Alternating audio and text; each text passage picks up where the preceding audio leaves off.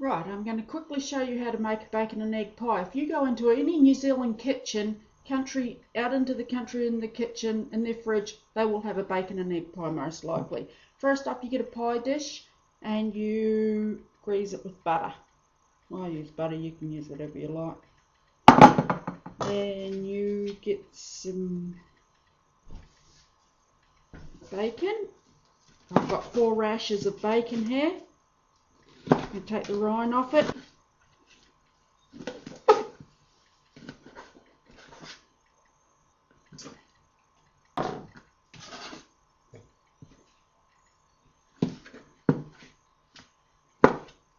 Take the fatty parts off.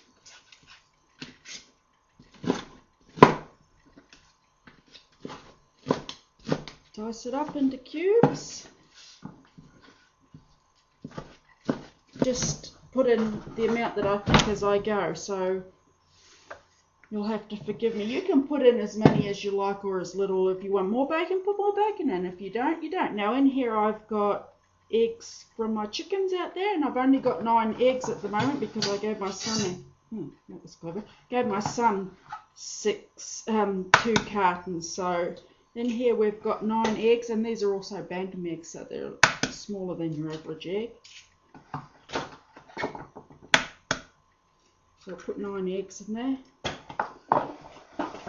Fish up my fork, and I'm not going to use that because now it's all sticky. Get another one.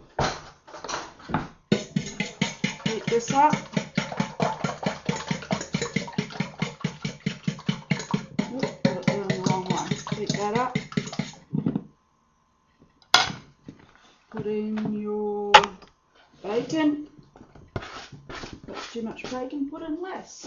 Now put in a splash of milk, not too much milk.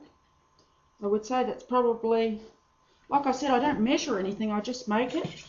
That's probably 1/3 of a cup of milk. Do not put too much milk in because it'll come out sort of watery, and you don't want that. You just want enough to make it a little bit lighter.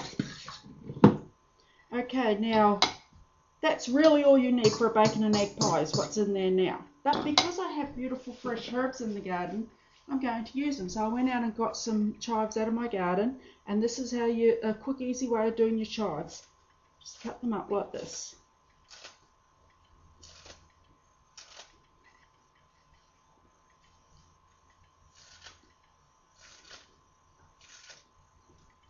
Now, you can put pepper and salt in this now if you like, but I like to leave it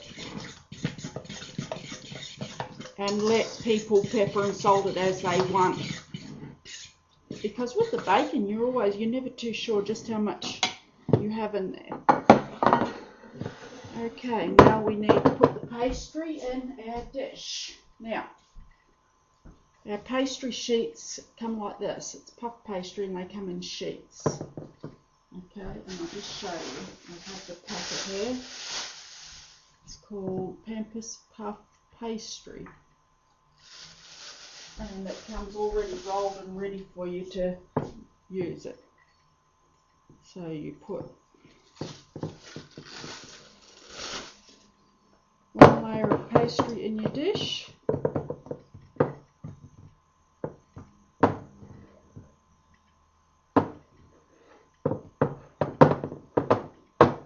If you want fancy cooking, you've come to the wrong place. This is just plain old country cooking.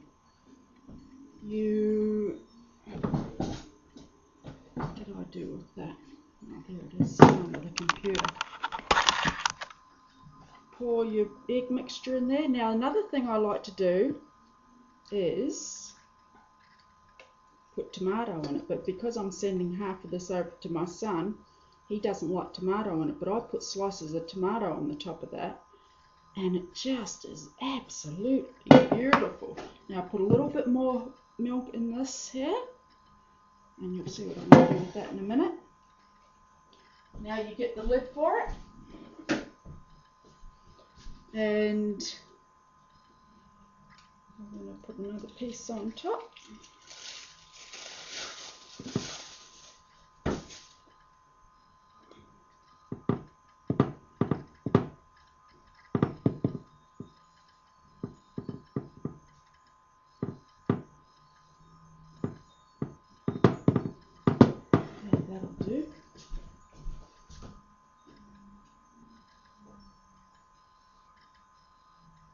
Some more pastry sitting on the side here. Another ball.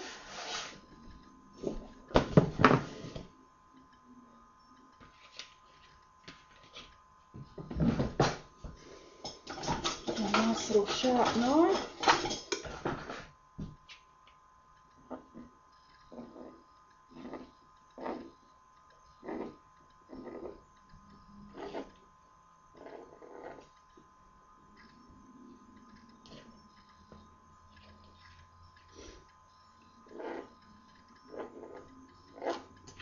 Should do.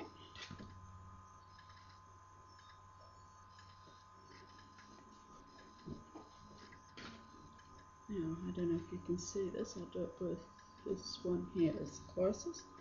Just put a mark down the middle, score it like that. And that little mixture I showed you how to make before in the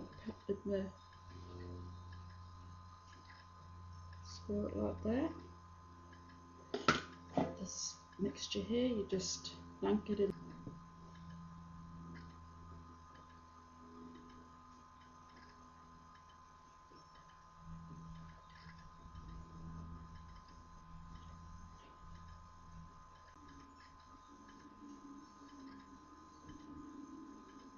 No, I do not let my cats up on the bench as a general rule. That time Mitty jumped up on my bench when I was making the gravy was a first ever for him, but they know they're not allowed on my kitchen counters.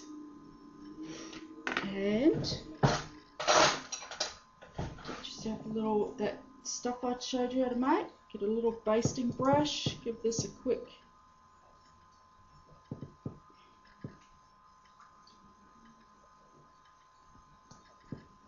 Now, I don't pierce holes in mine for the simple reason that this isn't sealed around the outside. Some parts are still open, so the air's going to get out through there.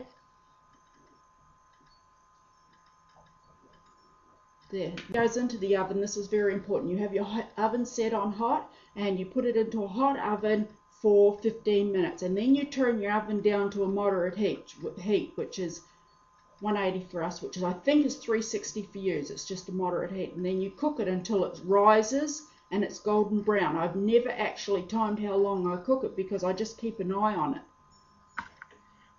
Now I'll put that in the oven. Okay, I've just taken my pie out of the oven. It took 15 minutes. I timed it for you. It took 15 minutes on high and 38 minutes on medium heat. And there's your pie. And what I do to test it, I just tap it, and if that sounds hollow, then it's cooked. But you can stick the knife down the middle and test it like that, and if it comes out clean, it's cooked. But if it's all nice and golden brown like that and it sounds hollow, then it's done. Now what I'll do is get a little bit of lettuce out of the garden and some cherry tomatoes and some cucumber and make a nice lime dressing and have that for lunch. Smile and have a nice day.